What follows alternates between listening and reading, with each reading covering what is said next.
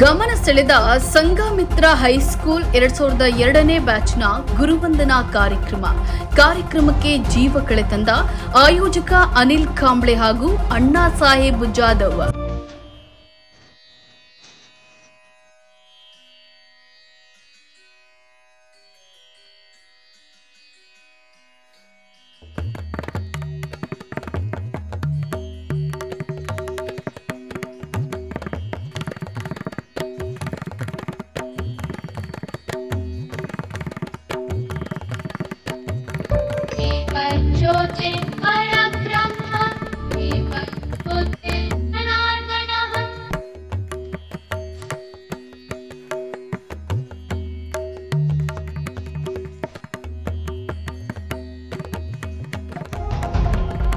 ಬೆಳಗಾವಿ ಜಿಲ್ಲೆ ಅಥಣಿ ತಾಲೂಕಿನ ಸಂಬರ್ಗಿ ಗ್ರಾಮದ ಸಂಘಮಿತ್ರ ಪದವಿ ಪೂರ್ವ ಶಿಕ್ಷಣ ಸಂಸ್ಥೆಯ ಹಳೆ ವಿದ್ಯಾರ್ಥಿಗಳಿಂದ ಹಮ್ಮಿಕೊಂಡ ಗುರುವಂದನಾ ಕಾರ್ಯಕ್ರಮ ಎಲ್ಲರ ಗಮನ ಸೆಳೆಯಿತು.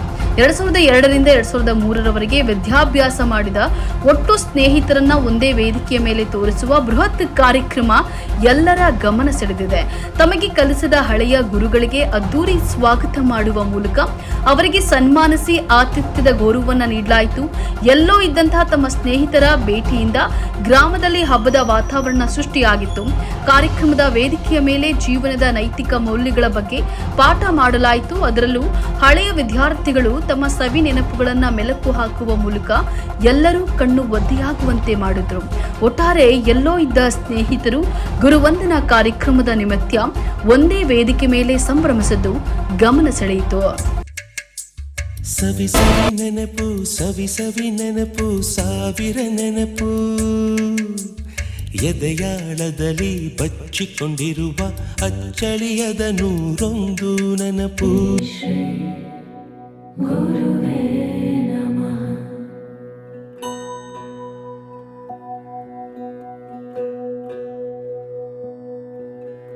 ಗುರುರ್ ಬ್ರಹ್ಮ ಗುರುರ್ ವಿಷ್ಣು ಗುರುರ್ದೇವೋ ಮಹೇಶ್ವರ ಗುರುರ್ ಸಾಕ್ಷಾತ್ ಪರಬ್ರಹ್ಮ ತಸ್ಮೈ ಶ್ರೀ ಗುರುವೇ ನಮಃ.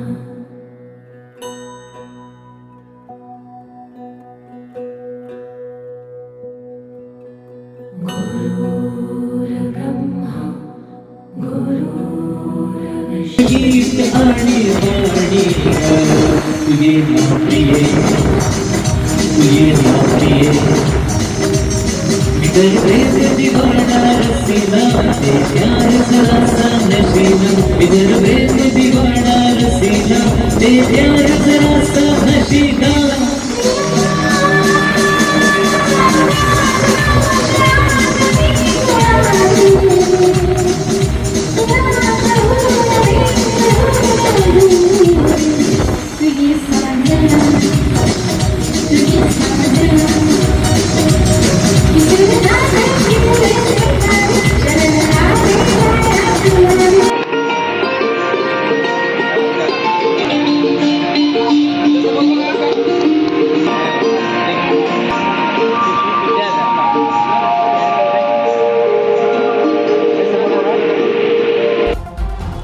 ಈ ಗುರುವಂದನಾ ಕಾರ್ಯಕ್ರಮದಲ್ಲಿ ನಿವೃತ್ತ ಶಿಕ್ಷಕರಾದ M B Chougale, C L Bellanki, A S Patil, M D Takkoda, N Y Gadade, Shrimati S S Misal ಸೇರಿದಂತೆ ಮಾಜಿ ವಿದ್ಯಾರ್ಥಿಗಳು ಹಾಗೂ ಕಾರ್ಯಕ್ರಮದ ಆಯೋಜಕ ಅನಿಲ್ ಕಾಂಬ್ಳೆ, ಅಣ್ಣಾ ಸಾಹೇಬ್ ಜಾಧವ್, ಕಾಮಿನಿ ದೇವಮಾನೆ, ಕವಿತಾ ದೇವಮಾನೆ, ಸಂಜಯ್ ಬಾಮನೆ, ಪಂಕಜ್ ಪಿಸಾಳ್, ಮಹಾದೇವ್ ಕಾಂಡೇಕರ್, ಸುನಿತಾ ಅವಳೇಕರ್ ಸೇರಿದಂತೆ ಹಲವರು ಉಪಸ್ಥಿತರಿದ್ದರು.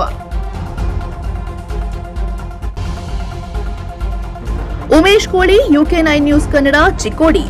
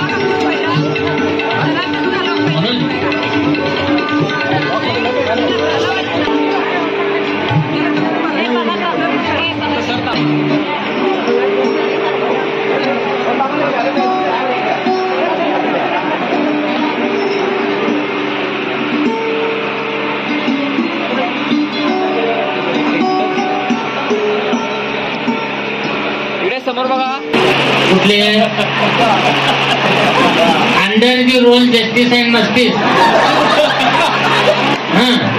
किंवा समथिंग इज बेटर दॅन अजिबात नथिंग. की तुम्ही पाठ करून तुम्ही तुमचे कोण कोण टीचर आहे त्यांनी तुमच्या शाळेत असं काही म्हणा आणि त्यांना आशीर्वाद येईल. समथिंग इज बेटर सगळे इंग्रजी म्हणतील, अजिबात एकच शब्द कसं काय मराठीत घुसवते. ओके ठीक आहे. तुझं सगळं स्पष्टीकरण सांगायचं पाहिजे. आणि मुलांना कंटाळा आला की मी मुलांना काय गोष्ट सांगत होतो, तुम्हाला सांगत होतो, त्यातली एक गोष्ट आठवली मला. Under the rule justice and mustice. Under the rule justice and mustice, आता काय याचा अर्थ काय? Under the rule justice and mustice English शब्द वाटतात सगळे, मात्र ह्याचा अर्थ आहे एका मराठी माणसानं सांगितलेला की अंगावरनं रोळ गेला तर जगशील का मरशील. लक्षात आलं? अंगावरून रोळ गेला तर जगशील का मरशील. इंग्रजीच्या डायलॉगचा अर्थ मराठीत सांगितला. ओके ठीक आहे. तर तुम्हाला सगळ्या मुला मुलींना 22-23 वर्षानंतर बघून आज खरोखर किती आनंद झाला आहे की मोजायचं माप असतं तर ती माप पट्टी बी तुटली असते. लक्षात येते? काहीच मोजायला येत नाही. लिटरमध्ये नाही, किलोमध्ये नाही, किलोमीटरमध्ये नाही, लक्ष, कोटी किंवा आणि काय काय लांबचं आकडं मला काय म्हणायचं नाही. मी इंग्रजीचं शिक्षक आहे, गणिताचे खांडेकर जर असते तर कॅल्क्युलेशन करून लगेच सांगितलं ते एवढं होतंय बाबा म्हणून. बरोबर ठीक आहे. आहे त्या शेतकऱ्यांना अगोदर धन्यवाद देतो.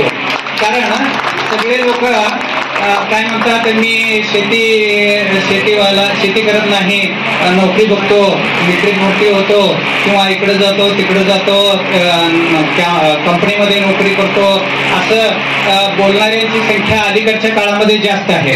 शेतकरी हा देशाचा पाठीचा कणा आहे. शेतकरी हा देशाचा पाठीचा कणा. कन्नडदाग ಏನಂತಾರೆ सर? ಬೆನ್ನೆಲುಬು. देशाचा पाठीचा कणा आहे आणि त्यामुळं शेतकऱ्यांचं मी अगोदर धन्यवाद करतो जे शेती करतात त्या.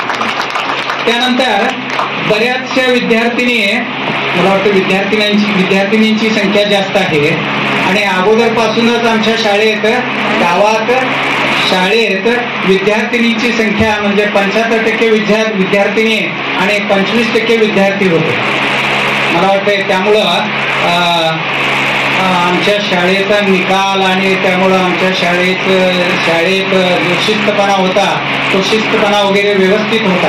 कारण मला वाटते माझ्या अनुभवाप्रमाणे बरं का, विद्यार्थ्यांना इकडं तिकडं काम असते, गवळ्याचं काम पण करतात ते, म्हणजे सकाळी उठून ते दूध घेऊन डेअरीला जायचं किंवा शेतातलं वैरण आणून घरात टाकायचं, असं कामं असल्यामुळं त्यांच्याकडे अभ्यास करण्याला काय नसते, वेळ नसतो आणि त्यामुळे ते थोडंसं अभ्यासात मागत. आणि त्यातल्या त्यात विद्यार्थिनींची संख्या जी आहे ती संख्या मोठी असल्यामुळं आणि त्याच पद्धतीनं त्यांना भरपूर वेळ मिळत असल्यामुळं त्यांचा अभ्यासाकडे जास्त लक्ष असून आणि त्यामध्ये विद्यार्थिनींची संख्या कशामध्ये, अभ्यासामध्ये आणि त्याच पद्धतीनं मार्क्स आणि बोर्डामध्ये नंबर आणण्यामध्ये किंवा शाळेत नंबर आणण्यामध्ये त्यांचा जास्त सहभाग असतो.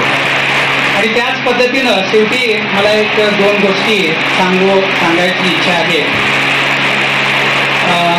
ते फार दिवसापासून बऱ्याच वेळा मी सांगत आलेलो आहे, ज्या गावात किंवा ज्या गावातल्या लोकांचा किंवा त्या देशाच्या लोकांचं मत विकत मिळतं त्या देशाची वाटचाल विनाशाकडे. हे ग. दी. माडगुळकरांनी एका कवितेमध्ये सांगितलेलं. तुम्हाला कोणाला माहीत असेल किंवा ग. दी. माडगुळ म्हणजे पुढचं मराठीच्या शिक्षणामध्ये तुम्हाला येईल ग. दी. माडगुळकरांचं एक आहे ते. आणि ज्या गावात हॉटेलांची संख्या घरापेक्षा जास्त असते त्या गावाची वाटचाल देखील काय असते, विनाशाकडे असते.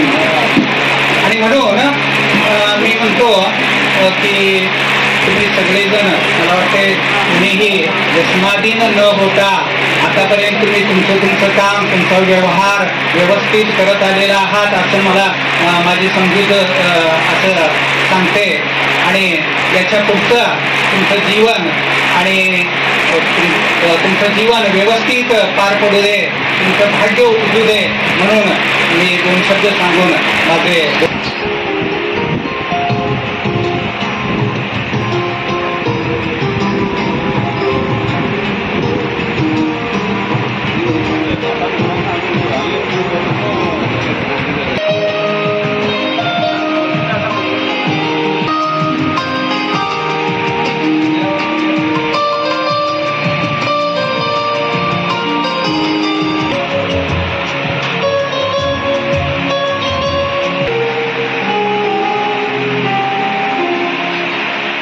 ಸ್ವಸ್ಥ ಪ್ರಜಾಪ್ರಭುತ್ವಕ್ಕಾಗಿ ನಮ್ಮ ಧ್ವನಿ.